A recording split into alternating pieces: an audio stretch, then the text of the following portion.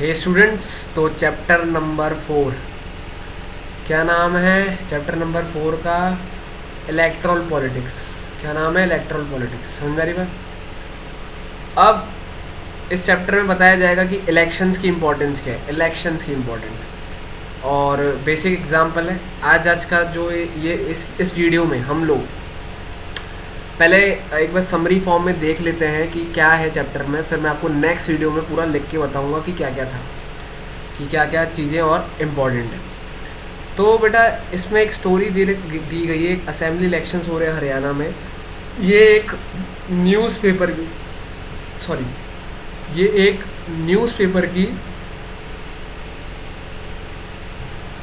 Newspaper की क्या है बच्चों? रिपोर्ट है। क्या है? न्यूज़पेपर की रिपोर्ट है। और पूरी देखते हैं क्या लिखा हुआ है। The time is after midnight N expected crowd sitting for past 5 hours in a Chowk of a town is waiting for leader. यानी रात का टाइम है और क्राउड बैठा है पिछले 5 घंटों से, और वो क्राउड अपने लीडर के लिए वेट कर रहे हैं। जितने भी ऑर्गेनाइजर्स है उन्होंने अश्योर किया, रीअश्योर किया कि जो और क्राउड सोच रही है कि उनका लीडर कभी भी यहाँ पर आ सकता है। और ये जो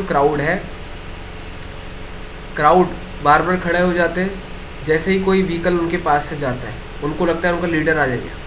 यानी कहने का मतलब एक न्यूज़पेपर की रिपोर्ट है, समझना क्यों लिखा हुआ है, कैसे लिखा हुआ है, सब समझाऊंगा। जो लीडर है वो मिस्टर देवीलाल है, चीफ है हरियाणा के, हरियाणा संघर्ष समिति, जो मीटिंग करने गए थे करनाल में थर्सडे नाइट।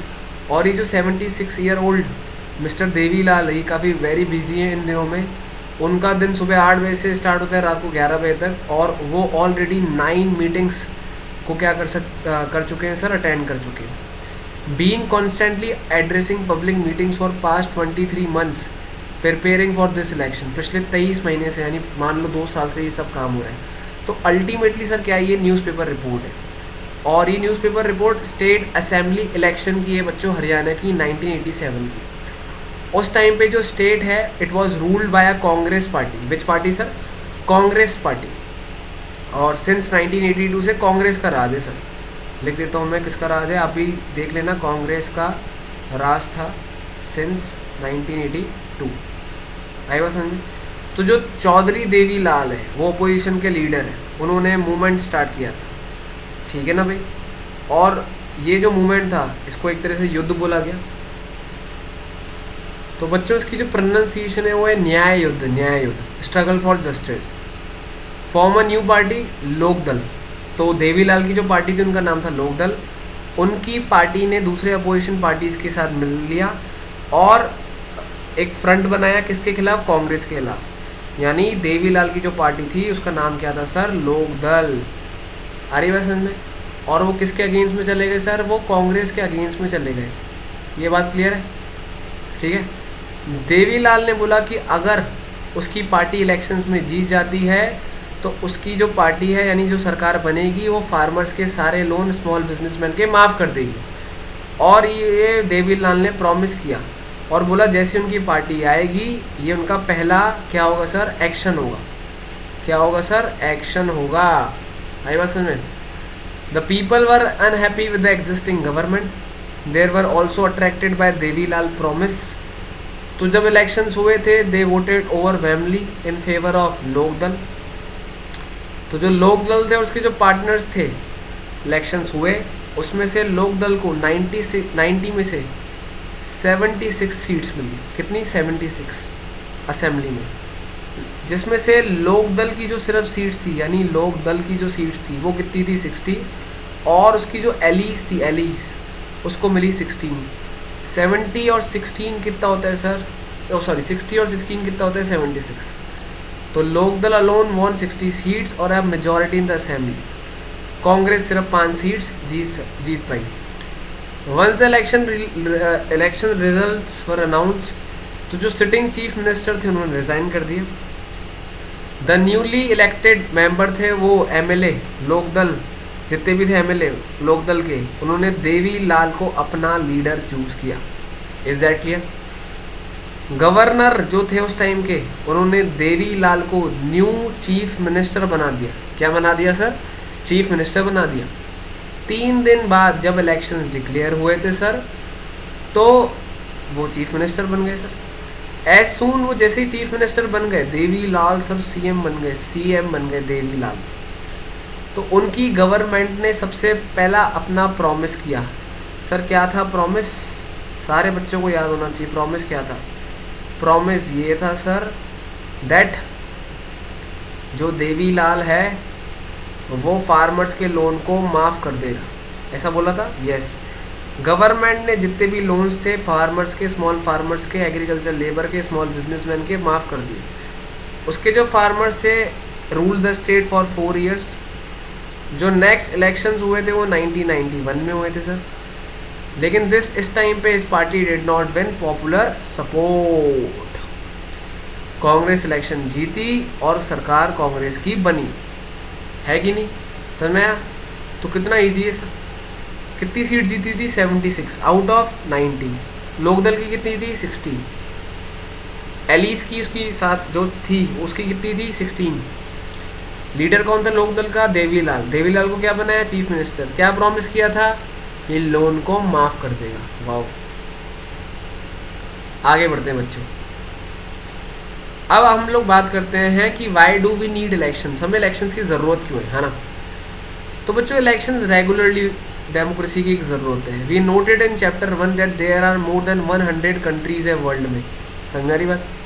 इन विच इलेक्शंस होते हैं भाई, लोग अपने रिप्रेजेंटेटिव्स को चूज़ करते हैं। वी ऑल्सो रीड जो इलेक्शंस होते हैं वो कंट्रीज़ में भी होते हैं जो डेमोक्रेटिक नहीं होती, यानी इलेक्शंस उन कंट्रीज़ में भी होती है जो सर क्या होता है? नॉन डेमोक्रेटिक, नॉन डेमो होता है। लेकिन फिर भी अभी तक आंसर नहीं मिला कि हमें इलेक्शंस की ज़रूरत क्यों है। Let us try to imagine a democracy without election. सोचो इलेक्शंस ही नहीं हो, यानी a rule of people is possible without any election. कैसा पॉसिबल है विदाउट इलेक्शंस काम हो जाए? क्या पेट्रोल के बिना गाड़ी चल सकती है? No sir. If all the people can sit together every day, मान लो इमेजिन करो सारे लोग, 1 2 3 हज़ारों, ऐसे हज़ारों लोग मिलकर बैठे, कोई इलेक्शंस नहीं हो रहे, लोग ही डिसाइड कर रहे हैं और सारे डिसीजन लें, क्या ऐसा हो सकता है? नो सर, ऐसा पॉसिबल ही नहीं। ऐसा कैसे होगा? This is not possible. ये क्रॉस इसलिए किया, this is not possible. Nor is it possible कि हर इंसान के पास बच्चों ना टाइम है, क्या है सर? ना उनके पास टाइम है और ना ही उनके पास सर क्या है? Knowledge. They do not have a time, even they do not have knowledge कि वो क्या लें सर? डिसीजंस लें। किन मैटर्स में? सारे मैटर्स में। तो देयरफॉर बहुत सारी जो डेमोक्रेसीज होती है वहाँ पर लोग अपने रिप्रेजेंटेटिव्स के थ्रू क्या करते हैं? काम करते हैं। क्या करते हैं? रिप्रेजेंटेटिव्स के थ्रू काम करते हैं। Is there a democratic way of selected representative without elections? ये बात समझ आ रही है? Let us think of a place where representatives are selected. अगर अंदाज़ा लगाओ कि एज के बेसिस पर सेलेक्ट किया जा रहा है या फिर सर एक्सपीरियंस के बेसिस पर सेलेक्ट किया जा रहा है या फिर एजुकेशन के बेसिस पर सेलेक्ट किया जा रहा है या फिर नॉलेज के बेसिस पर सेलेक्ट किया जा रहा है। ये 4 चीज़ें, एज, एक्सपीरियंस, एजुकेशन, नॉलेज, है ना? On the basis of age and experience और a place where they are chosen on the basis of education, knowledge. लेकिन डिफ़िकल्टी होगी बेटा किस चीज़ को डिसाइड करने में कि किसके पास ज़्यादा एक्सपीरियंस है, किसके पास नॉलेज है। ऐसा काफ़ी डिफ़िकल्टी होगी कि इसके पास नॉलेज है कि नहीं है। मैं बोल रहा हूँ मेरे पास नॉलेज है, मुझे ना मिनिस्टर बना दो, क्या मैं को बना दिया जाएगा? नहीं सर, मेरे पास बहुत एक्सपीरियंस है। बेटा सबका कॉम्बिनेशन होता है, सारी चीज़ों का कॉम्बिनेशन होता है। लेकिन इन चीज़ों से भाई सिर्फ मैं बोलूँगा कि मैं नॉलेजेबल हूँ, इलेक्शन मत रखो, डायरेक्टली मुझे यूँ कर दो, ऐसा नहीं। लेट अस से the people can resolve this difficulty clear such a place does not require election. अगर एज, एक्सपीरियंस, एजुकेशन, नॉलेज के बेसिस पर अगर आप डिसाइड करते हो तो वहाँ इलेक्शंस की ज़रूरत ही नहीं है सर, ठीक है ना? समझ में आई बात? But can we call this place a democracy? जहाँ पर क्या अगर एज, एक्सपीरियंस, एजुकेशन, नॉलेज के बेसिस पर हम डिसाइड करें, क्या उसको डेमोक्रेसी बोलेंगे? No. How do we find out the people like their representative? कैसे पता पड़ेगा लोग अपने रिप्रेजेंटेटिव को लाइक कर रहे हैं या फिर क्या कर रहे हैं सर? डिसलाइक कर रहे हैं।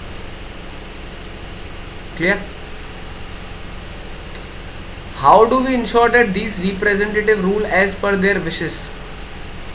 How to make sure that those who the people don't like do not remain their representative? कैसे पता पड़ेगा कि लोग अपने रिप्रेजेंटेटिव की बात पे खुश है कि नहीं? क्या रिप्रेजेंटेटिव को लाइक करते हैं कि डिसलाइक करते हैं? क्या ये रिप्रेजेंटेटिव लोगों के विश के अकॉर्डिंग काम करेगा? कैसे श्योर करेंगे कि जो लोग इनको रिप्रेजेंटेटिव को पसंद नहीं करते, ध्यान से समझ, कैसे लोगों को पॉजिटिविटी दी जाए? तो इसके लिए एक मैकेनिज्म चाहिए सर, ये रहा, by which people choose their representative. एक तरीका हर 5-5 साल में, रेगुलर इंटरवल यानी हर 5-5 साल में, और उनको अगर लोगों को अपना रिप्रेजेंटेटिव पसंद नहीं आता है तो उसको वो चेंज कर सकते हैं। इस मैकेनिज्म को हम लोग बोलते हैं सर क्या? इलेक्शन। क्या बोलते हैं? इलेक्शन बोलते हैं हम लोग उसको। आप अपनी मर्जी से जिसको चूज़ करना चाहते हो कर सकते हो, कोई मना नहीं है। इलेक्शन बहुत ज़रूरी है सर आज के टाइम पे। इलेक्शन में वोटर्स के पास चॉइसेस होती है। पहला, वोटर्स उन लोगों को चूज़ करते हैं जो उनके लिए लॉज बनाते हैं। लॉज का मतलब, पहला पॉइंट है लॉज यानी कानून बनाते हैं, लॉज कानून बनाते हैं, तो पहला पॉइंट। दूसरा, वोटर्स चूज़ करते हैं who will form the government, कौन सरकार बनाएगा और कौन सारे डिसीजन लेगा। तो सेकंड पॉइंट आप लिख सकते हो डिसीजंस कौन लेगा, डिसीजंस कौन लेगा। पहला क्या बताया सर? लॉस। दूसरा क्या बताया? डिसीजंस। तीसरा, they can choose the party whose policy will guide the government and law making. वो उस पार्टी को चूज करते हैं जो पॉलिसीज बनाएगी, और वो पॉलिसीज किसको गाइड करेगी सर? गवर्नमेंट को। किसको गाइड करेगी? गवर्नमेंट को। इज दैट क्लियर और नॉट? तो तीनों पॉइंट रिपीट करेंगे। पहले तो लॉ, हम वोटर्स वो चूज़ करते हैं जिसके बेसिस पर प्रॉपर लॉज बनाए जाते हैं। वोटर वो चूज़ करते हैं जिसके बेसिस पर प्रॉपर डिसीजंस लिए जाते हैं, और उस पार्टी को चूज़ करते हैं जिसकी पॉलिसीज़ गवर्नमेंट को गाइड करेगी लॉ बनाने में भी। आई बात समझ में? तो ये इलेक्शंस का इम्पोर्टेंस है। 2 मिनट रुक जाते हैं। ऐसी कौन सी चीज़ है बच्चों जो इलेक्शंस को डेमोक्रेटिक करती है? अब रेड पेन ले लिया मैंने, ठीक है। इलेक्शन कई तरीक़े से होते हैं। जितनी भी डेमोक्रेटिक कंट्रीज़ है वो इलेक्शंस होल्ड करती है, लेकिन बहुत सारी जो नॉन डेमोक्रेटिक कंट्रीज़ हैं वो भी इलेक्शंस होल्ड करती है। लेकिन दोनों में डिफरेंस क्या है? मैंने आपको शायद एग्जांपल बताया था जिम्बाब्वे का, यस सर। मैंने एग्जांपल बताया था आपको मैक्सिको का, यस सर। मैंने आपको एग्जांपल बताया था चाइना का, यस सर। इलेक्शंस तो होते हैं वहाँ पर इलेक्शन तो होते हैं, लेकिन क्या वो चॉइस देते थे लोगों को? No. We have discuss this question briefly in chapter 2, हमने पढ़ा था। हमने काफ़ी सारे एग्जाम्पल्स पढ़े थे जहाँ पर इलेक्शंस होते हैं। They can't be really called democratic elections, democratic elections नहीं बोलेंगे। Let us recall what we learn there and start with a simple list of. देखो कुछ कंडीशंस होती है। अगर आप ये चाहते हो कि पर्टिकुलर कंट्री को डेमोक्रेटिक इलेक्शन, वहाँ इलेक्शन हो रहे हैं तो उनको डेमोक्रेटिक बोलेंगे कि नहीं बोलेंगे, तो उसके लिए कुछ बेसिक कंडीशंस हैं। पहली कंडीशन क्या है? फर्स्ट कि everyone should be able to choose. हर किसी को चूज़ करने का पूरा राइट होना चाहिए। इसका मतलब क्या? That everyone should have one vote and every vote should have equal value. समझ में बात? Everyone should have one vote and every vote should have which value? Equal value. Is that clear? यानी मैं लिख देता हूँ, लोगों को चूज़ करने का पूरा राइट मिलना चाहिए। इसको मिटा देता हूँ, थोड़ा गलत लिख गया।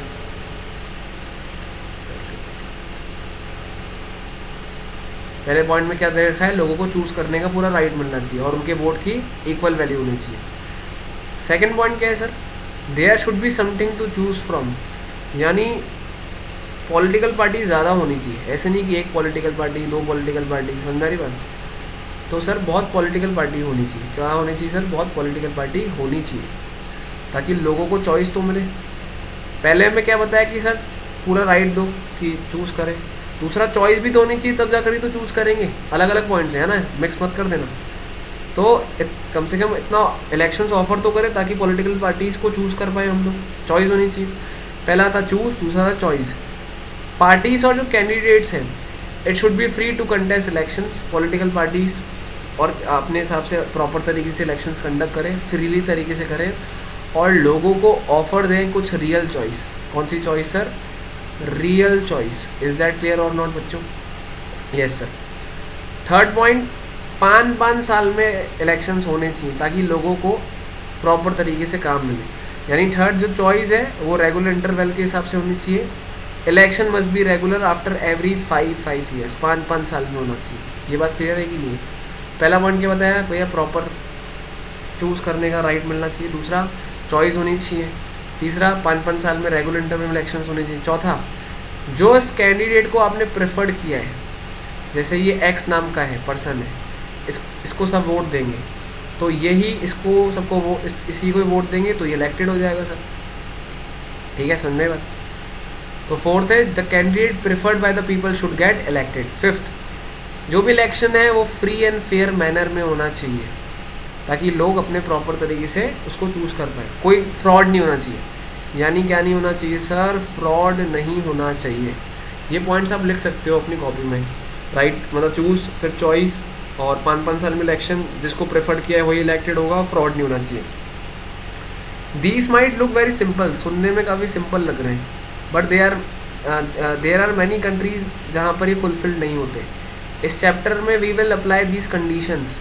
आप अगर ये कंडीशंस अप्लाई करोगे तो प्रॉपर अच्छा होगा, और उस कंट्री को हम लोग बोल सकते हैं डेमोक्रेटिक इलेक्शंस होते हैं उस कंट्री में। To see if we can call the democratic elections और नॉट। अगर ये कंडीशंस अप्लाई हो रही है तो हम लोग बोलेंगे कि यस, पर्टिकुलर कंट्री में डेमोक्रेटिक क्या हो रहे हैं सर? इलेक्शंस हो रहे हैं। तो बच्चों आज हम लोग यहाँ तक पढ़ेंगे, ठीक है? इतना सा वीडियो है तो ध्यान से समझना। ये थीम था इस चैप्टर का, मैंने आपको लिखता भी जा रहा हूँ पेन से, तो तुम लोग वीडियो को पॉज करके तुम लोग अपने जो पैराग्राफ है उसके पास में ये लिख सकते हो, ठीक है ना? अब थोड़ा पेन वैन से लिखना स्टार्ट कर दिया है, ठीक है? तो कोई भी डाउट हो तो आप मुझसे पूछ सकते हो, कोई प्रॉब्लम की बात नहीं है, ठीक है? चलो बाय।